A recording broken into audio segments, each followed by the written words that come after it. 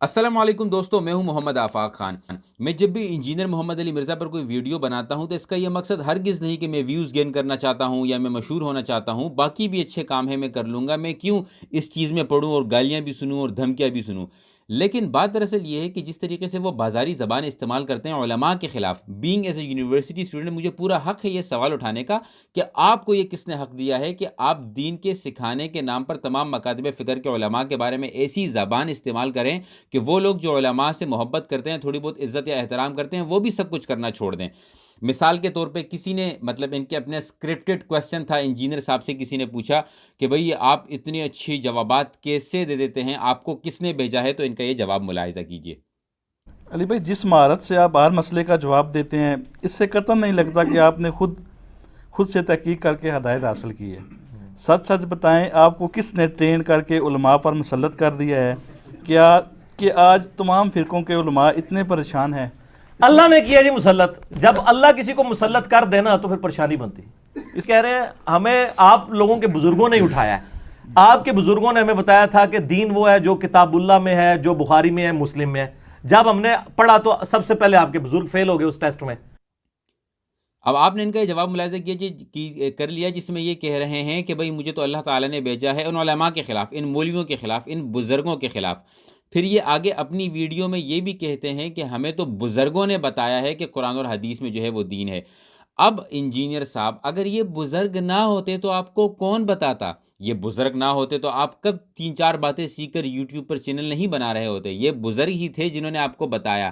اب اگر آپ تھوڑے سے اس قابل ہو چکے ہیں تو آپ یہ سمجھ رہے ہیں کہ بزرگ تو تھے ہی سارے کے سارے غلط۔ مطلب یہ تو وہی مثال ہو گئی کہ والدین بچے کو بڑا کریں، وہ جیسے ہی بڑے ہو جائیں تو یہ کہیں کہ مجھے تو ابھی والدین کی ضرورت ہی نہیں ہے، یہ تو میرے والدین ہونے ہی نہیں چاہیے کیونکہ اب تو میں تمام چیزوں پہ خود سمجھ سکتا ہوں۔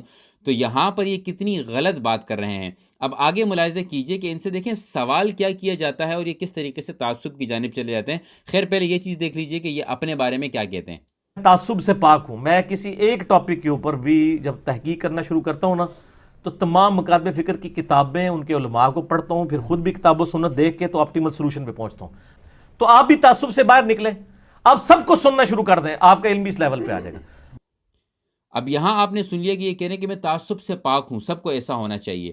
تعصب سے کیسے پاک ہیں؟ آپ سے کوئی سوال کرے کہ انجینئر صاحب آپ کیسے ہیں تو آپ آگے سے کہتے ہیں یہ دیوبندی بھی سارے کے سارے بدعت کرتے ہیں، بریلوی بھی بدعت کرتے ہیں، اہل حدیث والے تو ہے ہی ایسے ہیں، اور یہ جو ہے سب کے سب فرقے ایسے ہیں۔ میری طبیعت ٹھیک ہے جی ہاں، میری حالت ٹھیک ہے۔ اس طرح کے مطلب ان سے سوال ایک کرو، یہ اس میں 10 کہانیاں اور جوڑ کر لوگوں کی پگڑیاں اچھال کر تب جا کر کوئی کلابازیاں کھاتے ہوئے موڑ توڑ کر ایک جواب دے دیتے ہیں۔ نو ڈس ریسپیکٹ، میں یہ بات ان کی ویڈیو سے ہی دیکھ کر کہہ رہا ہوں۔ اس کی ایک مثال اس ویڈیو میں ملاحظہ کیجیے۔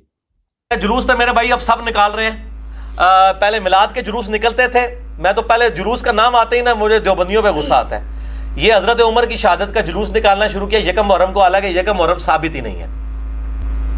تاریخ دمشق میں کوئی عجیب سا ایک قول ملتا ہے، ادروائز سب کے سب لوگ کہتے ہیں کہ ذوالحجہ کے آخری مہینے میں سیدنا عثمان کی بیعت ہو چکی تھی اور وہ شہادت عمر کے بھی 3-4 دن کے بعد ہوئی تھی۔ ٹھیک ہے، تو یہ تو انہوں نے واقعہ کربلا کو ڈائلیوٹ کرنے کے لیے ایک پخ چھوڑ دی۔ یہ یکم محرم کی جو یہ شہادت ہے، یہ 8 سے 100 سال گزرا، مجھے پہلے بتایا نا کن کتابوں میں اور یہ جلوس نکلتے تھے یکم محرم کے اور جو ہمیں شہادت عمر منایا جاتا تھا، یہ اب شروع ہے، سپاہی صحابہ نے شروع کیا ہے۔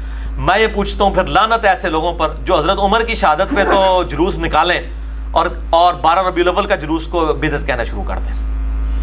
ہم تو دونوں کو ہی بدعت سمجھتے ہیں، اگر مجھ سے پوچھیں ہم تینوں کو بدعت ہی سمجھتے ہیں۔ جلسے جلوس ہاں کوئی علمی نشستیں کوئی کرنا چاہتا ہے ضرور کریں، اور جو نہیں کر رہا اس کے پر فتویٰ نہ لگائے۔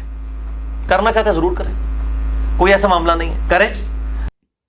اب آپ نے دیکھا کہ یہاں پر انہوں نے ان سے پوچھا گیا کہ بھئی یہ جلوس ہونے چاہیے یا نہیں۔ جواب یہ ہونا چاہیے تھا کہ ہونا چاہیے یا نہیں ہونا چاہیے، قرآن کیا کہتا ہے، حدیث کیا کہتی ہے، بات ختم، دیٹس اٹ، چیپٹر کلوز۔ اتنی نفرتیں کیوں پھیلائی جا رہی ہیں کہ کسی نے پوچھا آپ سے جلوس کے بارے میں، آپ پہلے دیوبندیوں پر گئے، پھر آپ جو ہے شیعوں پر گئے، اس کے بعد آپ تھوڑا بہت جو ہے وہ بریلویوں پر گئے، اس کے بعد آپ نے کہا کہ یہ بدعت ہونا نہیں چاہیے، پھر کہتے ہیں کہ جس کی مرضی چاہے کر لو۔ مطلب یہ اگر ایک فرقے کے بارے میں بات کر رہے ہوں گے تو دوسرے 2-3 فرقوں کو غلط ثابت کریں گے، پھر ایک فرقے کو ٹھیک ثابت کریں گے تو دوسرے کو غلط ثابت کریں گے، تو لوگ کنفیوز ہو کے رہ جاتے ہیں کہ آخر جو سوال میں نے پوچھا تھا اس کا جواب کہاں چلا گیا۔ یہ سوال کا جواب دینے کے بجائے لوگوں پر الزامات لگانے کو زیادہ ترجیح دیتے ہیں۔ اب اس طرح کے انسان جس سے آپ کوئی بھی سوال کریں تو علماء کو چھوڑتے ہی نہیں ہو، وہ پھر جب قادیانیوں کے بارے میں یہ کہتا ہو کہ ہمیں ان کو اتنا برا نہیں کہنا چاہیے، ہمیں ریشو پروپورشنل کو دیکھنا چاہیے، تو یہ بات میں کیسے ہضم کر سکتا ہوں کہ 1.2 ملین سبسکرائبرز لیے ایک بندہ کیمرے کے سامنے یونیورسٹی کے اسٹوڈنٹس کو فوکس کرتے ہوئے، ٹارگٹ کرتے ہوئے، ان کو اپنی طرف کھینچتے ہوئے، علماء سے دور کرتے ہوئے، علماء کے بارے میں ان کے ذہن میں گند ڈاؤن لوڈ کرتے ہوئے، علماء کے بارے میں جو احترام ہے وہ چھینتے ہوئے یہ کہے کہ میں تعصب سے پاک ہوں، تو میں کیسے مان لوں؟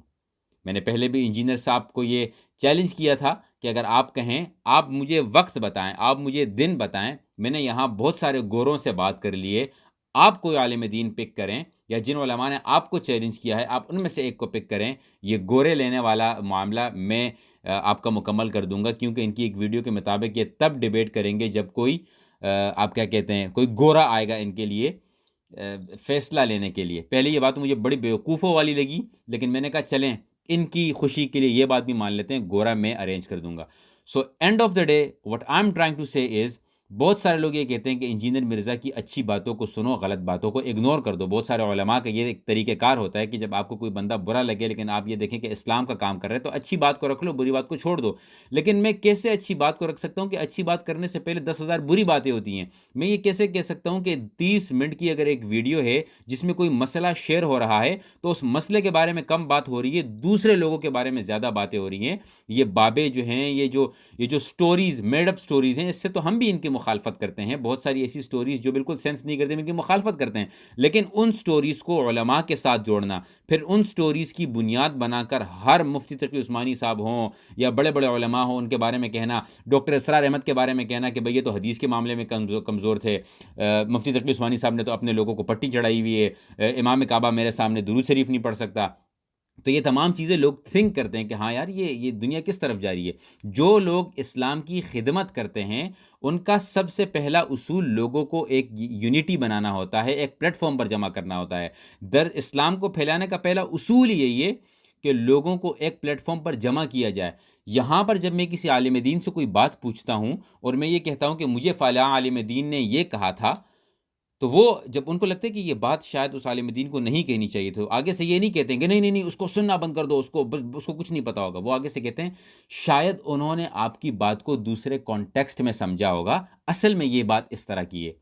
تو آپ کا نہ اس عالم دین کے بارے میں دل خراب ہوتا ہے، نہ آپ علماء سے دور بھاگتے ہیں، بلکہ آپ کو لگتا ہے کہ ہاں یار چند علماء آپ کی بات کو غلط سمجھ سکتے ہیں، اس لیے غلط جواب بھی آ سکتا ہے۔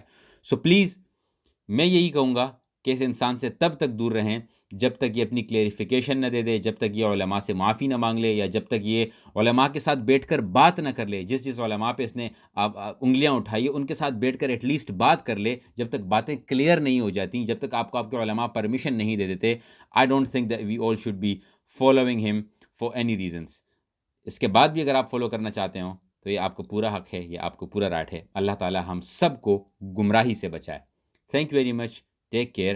اور ہاں، میں تب ان کو فالو کروں گا جب یہ میرے جیسے یونیورسٹی اسٹوڈنٹ کو یہ ثبوت دے دیں گے کہ ہاں میرا پورا حق ہے لوگوں کے بارے میں اس طرح کی زبان استعمال کرنے کا۔ جہاں انہوں نے یہ پروف کر لیا وہاں آئی اسٹارٹ فالوئنگ ہم۔ Thank you very much, take care, اللہ حافظ۔